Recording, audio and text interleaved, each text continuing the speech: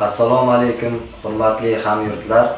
Sizlarni kirib kelayotgan 2026-yil bilan chin yurakdan tabriklayman. Yangi yilda ham barchangizga omad yor bo'lishini tilayman. Yakunlanayotgan 2025-yilni sarhisob qilar ekanmiz. Barcha hududlarda bo'lgani kabi, Chortoq tumanida ham ko'plab ijobiy o'zgarishlar yuz berganiga guvoh bo'lamiz.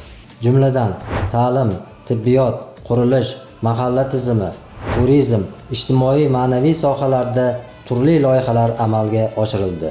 Bu kabi bunyodkorlik ishlari jadal davom ettirilmoqda.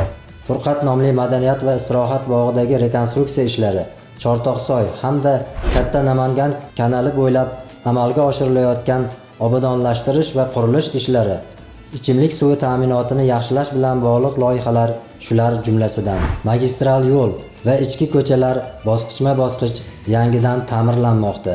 Yangidan barpo qilingan bog'chalar, mukammal ta'mirlangan maktablar ham ana shu ishlarning uzviy davomi bo'ldi. Jamoat xavfsizligini ta'minlash maqsadida Namangan mahallasida huquq-tartibot maskani yangidan qurilib foydalanishga topshirildi. Diqqatga sazovor joylarning obod bo'layotgani, Koroskon tarixiy muzeyi faoliyatining kengaytirilganini ham alohida e'tirof etish joiz. Yildan yilga davlat mukofotiga sazovor bo'lgan tumandoshlarimiz safi kengayib bormoqda. Jumladan, joriy yilning o'zida 2 nafar tumandoshimiz Respublika Ma'naviyat va ma'rifat markazining ma'naviyat fidoyisi ko'krak nishoni bilan taqdirlanishdi. Ayniqsa, hojilarimizning ma'naviyat targ'ibotchisi sifatidagi faoliyatlari, amaliy yordamlari hududlarda ma'rifiy sohadagi ishlarimiz samaradorligini oshirishga xizmat qilmoqda.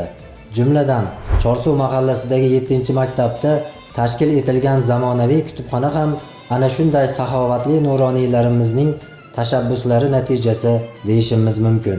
Bu yil Navro'z umumxalq bayrami, mustaqilligimizning 34 yilligi, davlat bayrog'i, Konstitutsiya kuni hamda madhiyamizning 33 yilligini ma'naviy ma'rifiy tadbirlarga boy tarzda ko'tarinki ruhda nishonlandi. Targ'ibot tadbirlarimizni, jumladan to'y marosimlarini ixchamlashtirishga qaratilgan maromiylik loyihasini hamkor tashkilotlar bilan izchil davom ettiramiz. Yangi yilga yangi reja, yangi maqsadlar bilan qadam qo'yamiz. Yana bir bor kirib kelayotgan yangi yil barchamizga muborak bo'lsin.